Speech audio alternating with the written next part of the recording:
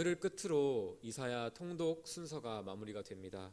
우리가 이사야서를 통독하면서 많은 말씀들을 나눴지만 그 중에서도 가장 핵심적으로 우리가 반복해서 다뤘던 주제는 하나님의 심판과 하나님께서 다시 회복시키실 그 심판과 회복에 대한 메시지였습니다.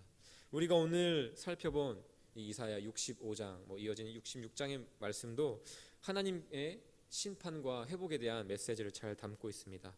하나님을 찾지 않고 하나님을 떠난 자들에 대한 하나님의 심판과 하나님께서 택한 자들에 대한 구원과 회복에 대해서 이야기를 하고 있는 것이죠. 오늘 본문에서는 가장 먼저 패역한 백성들의 모습, 그들이 하나님 앞에 행한 죄에 대해서 낱낱이 기록하고 있습니다. 먼저 2절을 살펴보면 종일 손을 펴서 자기 생각을 따라 옳지 않은 길을 걸어가는 패역한 백성들이라고 이사야는 표현을 하고 있고요. 또 그 옳지 않은 길이 어떠한 길인가에 대해서 3절과 4절에서 구체적으로 나타나고 있습니다. 곧 동산에서 제사하며 벽돌을 위에서 분향하여 하나님 앞에서 항상 노를 일으키는 그 백성들의 모습, 또 무덤 사이에 앉으며 은밀한 초소에서 밤을 지내며 돼지고기를 먹으며 가증한 것들의 국을 그릇에 담으면서 즉 하나님을 떠나 살면서 하나님의 이름은 부르지도 않고 찾지도 않고 하나님을 거슬러 행하면서 다른 사람들을 보면서 나는 거룩하니 거룩한 나에게 너희는 가까이 오지 말라, 다가오지 말라라고 하는 이런 말들을 하고 있는 이런 죄악된 모습들, 또 11절에서도 잘 말씀을 하고 있는데요. 오직 나 여호와를 버리며 나의 성산을 잊고 가색에 상을 베풀며 문희에게 섞은 술을 가득히 붓는 너희여. 다른 이방 신들을 섬기며 그들을 숭배하는 그들의 백성들의 죄악들이 잘 나타나 있습니다. 이들의 죄악에 대해 하나님께서는 이사야를 통해 이렇게 그들의 모습을, 그들의 죄악을 평가하고 있습니다. 7절에 이렇게 말씀하시는데요. 너희의 죄악과 너희 조상들의 죄악은 한 가지니 그들이 산 위에서 분향하며 작은 산 위에서 나를 능욕하였음이라. 다양한 모습으로 하나님 앞에 그들이 범죄하였지만 하나님께서 그들을 향하여 말씀하시고 평가하시는 그들의 단 한 가지 죄악, 결국 그들의 죄악은 하나님이 아닌 다른 신들을 섬겼다라고 한다는 것입니다. 하나님이 아닌 다른 신들의 이름을 부르면서 그들을 찾고 그들을 의지하는 곧 우상 숭배의 길을 걸었다라고 말씀하시는 것이죠. 이런 패역한 자들을 향해 하나님께서는 그들을 반드시 멸하시고 심판하실 것이다 라고 말씀하십니다. 그리고 심판하시는 이유에 대해서 12절에서 이렇게 말씀하십니다. 이는 내가 불러도 너희가 대답하지 아니하며 내가 말하여도 듣지 아니하고 나의 눈에 악을 행하였으며 내가 즐겨하지 아니하는 일을 택하였음이니라. 왜 그들은 하나님이 부르셨음에도 불구하고 하나님의 부르심에 대답하지 않았을까요? 그것은 바로 하나님의 이름이 아닌 다른 신들의 이름을 부르며 그들을 의지함으로 그들의 마음과 생각과 눈이 온전히 그 거짓된 이름에 빼앗겨 있었기 때문입니다. 그렇기 때문에 하나님이 그들을 향해 외치고 계시고 그들을 향하여 말씀하고 계심에도 불구하고 다른 이름에, 다른 우상, 다른 신의 그 마음과 생각들이 빼앗겨 있었기 때문에 하나님의 소리가, 하나님의 말씀이 들릴 수가 없었던 것이죠.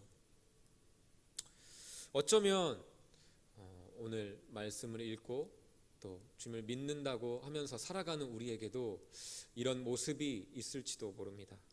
하나님을 믿기는 하지만 정말 그 믿음이 온전히 하나님을 향하고 있는지, 나의 마음과 생각이 하나님의 이름을 향하여, 하나님의 말씀을 향하여 있는지 우리는 정직하게 이 말씀 앞에 돌아보아야 합니다.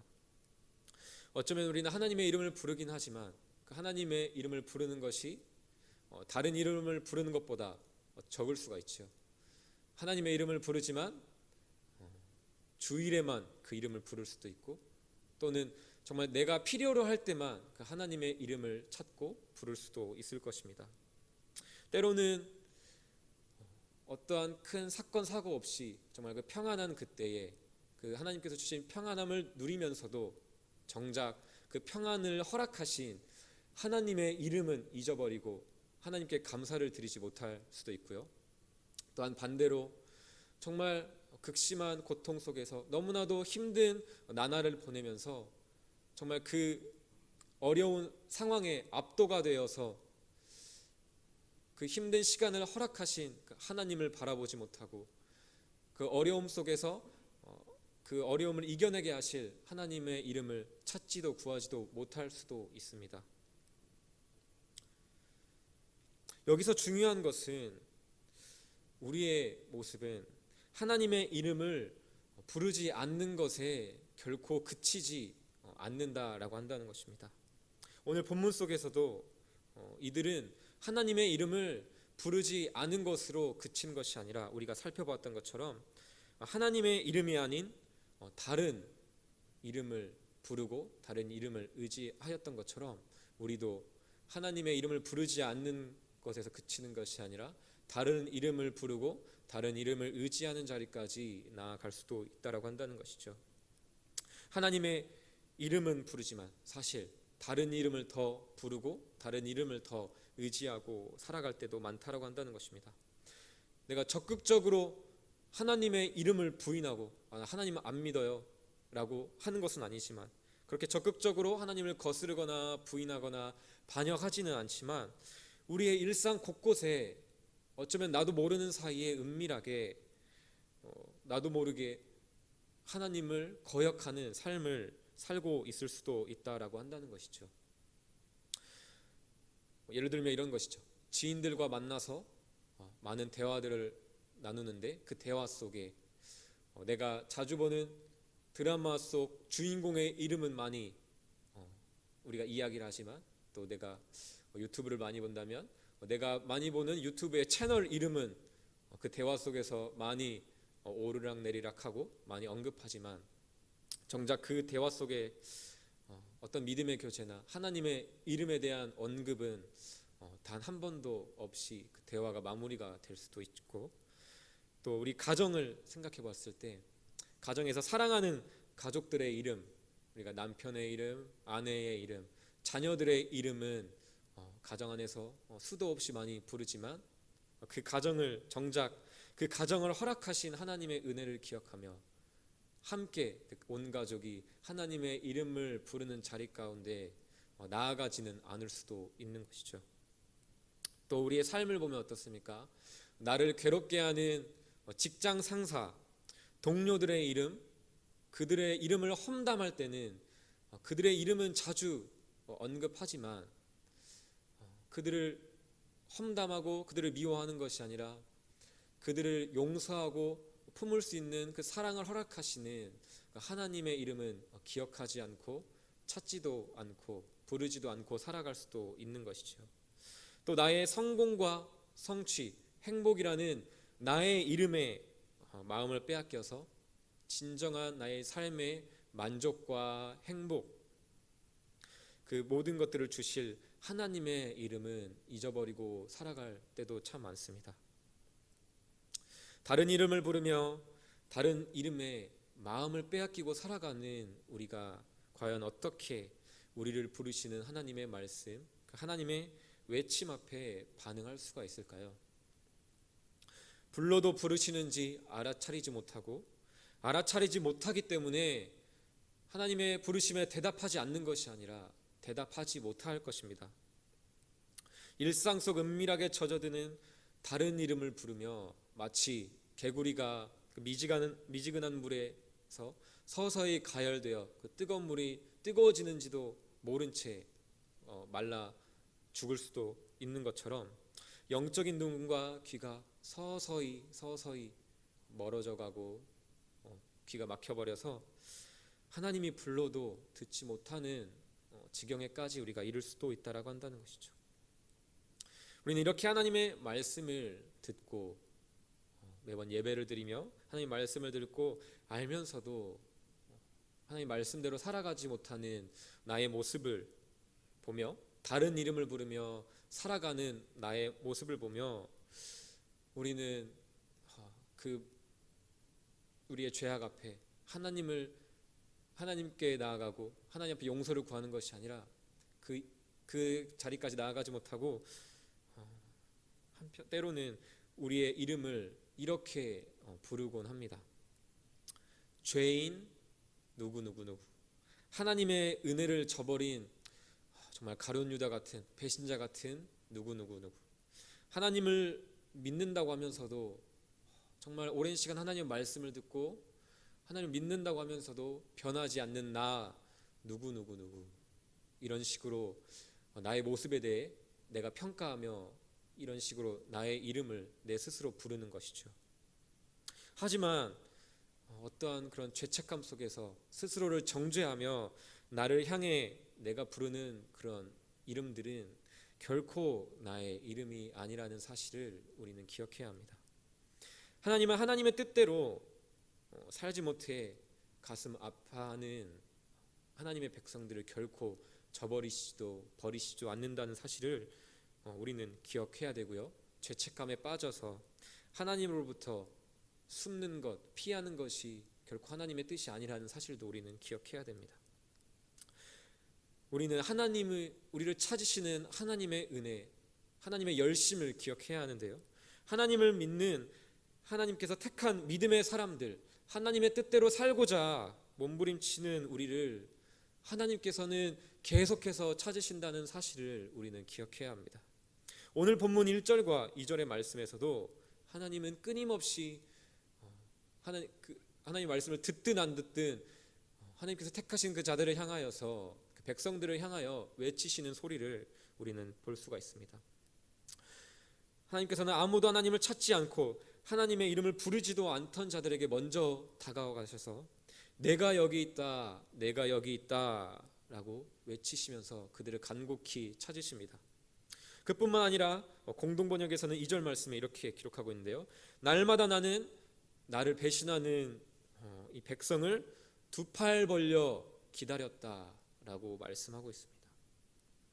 하나님을 믿으면서도 하나님을 잊고 떠나기도 하고 배신하지만 그들이 하나님께 돌아오기를 그 누구보다도 간절히 원하시며 두 팔 벌려 기다리고 계신다는 하나님. 하나님을 찾지 않는 우리를 향해 찾아오시는 하나님. 우리 모두 그 은혜를 받은 자들 아닙니까? 그것이 바로 예수 그리스도를 통한 우리에게 주신 하나님의 사랑이 아닙니까? 그 사랑을 받고 그 은혜를 누리며 살아가는 우리의 삶, 우리의 사람, 우리의 모습이 바로 신자의 모습이 아닙니까? 우리의 이름은 결코 나의 현재의 모습을 바라보며 변하지 않는 내 모습을 바라보며 내 스스로 평가하며 죄인 누구 하나님의 은혜를 저버린 배신자 누구 하나님을 믿으면서도 변하지 않는 지독히도 변하지 않는 나 누구 이런 식으로 정의할 수 없다는 것입니다. 그리스도 예수 안에 택함 받은 우리는 하나님께서 우리를 향해 다른 이름을 주시고요, 다른 이름으로 우리를 부르십니다. 오늘 본문 15절에는 하나님께서는 하나님께서 택하신 자들, 하나님의 종들을 다른 이름으로 부르실 것이라고 말씀하고 있습니다. 이는 이사야 62장 2절에서도 동일하게 언급된 말씀인데요. 이사야 62장 2절에서는 하나님께서 이렇게 말씀하십니다. 너는 여호와의 입으로 정하실 새 이름으로 일컬음이 될 것이다. 그 이름, 우리에게 주신 새 이름은 무엇일까요? 오늘 가까운 본문에서 또 찾아볼 수 있는데요.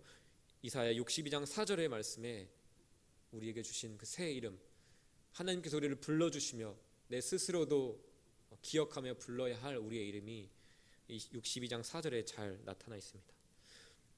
다시는 너를 버림받은 자라 부르지 아니하며 다시는 네 땅을 황무지라 부르지 아니하고 오직 너를 헵시바라 하며 내 땅을 뷸라라 하리니. 또한 12절 62장 12절에도 너무나도 자세히 기록되어 있는데요. 사람들이 너를 일컬어 거룩한 백성이라 여호와께서 구속하신 자라 하겠고 또 너를 일컬어 찾은 바 된 자요 버림받지 아니한 성읍이라 하리라. 우리의 이름에 대해서 이렇게 말씀하고 계십니다. 하나님께서 이런 새 이름을 주신다고 하시는데 우리는 여기서 질문을 할 수가 있겠죠. 그냥 우리를 구원하신다라고만 하시고 그냥 구원만 하시면 되지, 굳이 왜 새 이름을 주실까라고 하는 생각을, 그 질문을 우리는 해볼 수가 있습니다. 왜 하나님은 우리에게 새 이름을 주시고 그 새 이름으로 우리를 부르시는 것일까요? 그만큼 우리의 이름이라고 한다는 것이 너무나도 중요하기 때문입니다. 이름은 단순한 호칭 그 이상의 의미를 갖는 것이지요. 그 사람의 고유성과 정체성, 그의 삶, 그의 존재를 우리의 이름은 반영을 합니다. 그렇기 때문에 군대 훈련소나 감옥에서는 이름이 아닌 숫자로 그들을 부르는 것이죠. 몇 번 훈련병, 죄수 번호 몇 번. 이것은 그의 인격, 그의 존재를 인정하지 않는 것이고요, 부인하는 것이지요. 너희의 고유성, 정체성은 없다, 너희만의 삶은 없다라는 것을 그 숫자를 부여함으로써, 이름을 없앰으로써 그것들을 표현하는 것입니다. 이만큼 이름은 우리에게 너무나도 호칭, 단순한 호칭 이상의 의미, 우리의 존재를 드러내기 때문에 하나님은 우리에게 새 이름을 주신다라고 하는 것입니다. 마치 하나님을 만난 아브라함을 향하여 하나님께서 아브라함이라고 하는 새 이름을 주셨던 것처럼, 아브라함이라는 새 이름을 받은 것처럼, 또한 야곱이 이스라엘이라는 이름을 받았던 것처럼, 또 시몬이 베드로라고 하는 새 이름을 받았던 것처럼, 우리는 그리스도 예수 안에 있는 하나님의 의로 말미암아 새로운 이름을 받았다라고 한다는 것입니다. 그렇습니다. 우리가 62장 4절과 12절에서 살펴봤던 것처럼 우리의 이름은 거룩한 백성이라고 한다는 것입니다. 우리는 거룩한 백성이고요, 우리는 여호와께서 구속하신 자, 예수 그리스도를 통해 구원받은 자입니다. 우리는 하나님께 찾음받은 자요, 버림받지 않은 자들입니다. 이것이 바로 하나님께서 우리에게 주신 새 이름이라는 것이죠. 하나님께서 우리에게 새 이름을 주신 까닭은 그냥 너 이제 이 이름이야 라고 하는 것이 아니라, 아까 우리가 그 이름의 의미에 대해서 살펴보았던 것처럼 새 이름에 합당한 삶을 살기를 바라시기 때문입니다. 그 삶은 바로 하나님을 닮은 거룩한 삶을 살아가는 것이고요, 그 거룩한 삶은 오직 거룩하신 하나님의 이름을 부르며 하나님을 의지하며 살아갈 때만 살아갈 수 있다는 것을 우리는 기억해야 됩니다. 우리가 주기도문에서 고백한 것처럼 하늘에 계신 우리 아버지여 이름이 거룩히 여김을 받으시오며 라고 하는 우리의 기도의 고백이 거룩하신 하나님의 이름을 부르며 거룩하신 하나님을 의지하며 살아가는 삶을 통해 우리가 그 기도의 고백대로 살아갈 수 있는 것이지요. 오늘 이 아침 하나님께서 주신 우리의 새 이름을 기억하며 그 은혜에 감사함으로 오늘 하루 우리에게 새 이름을 주신 하나님의 이름을 다른 모든 이름보다 마음껏 부르며 주신 새 이름에 합당한 거룩한 삶을 살아가는 이 하루가 되기를 원합니다. 우리가 그렇게 살아갈 때에 오늘 본문 이후에 나오는 그 새 하늘과 새 땅의 삶이 우리가 이 땅에서도 살아갈 수 있게 될 것입니다. 그 삶을 살아가는 모든 우리 성도님들 되시기를 주님의 이름으로 축복합니다.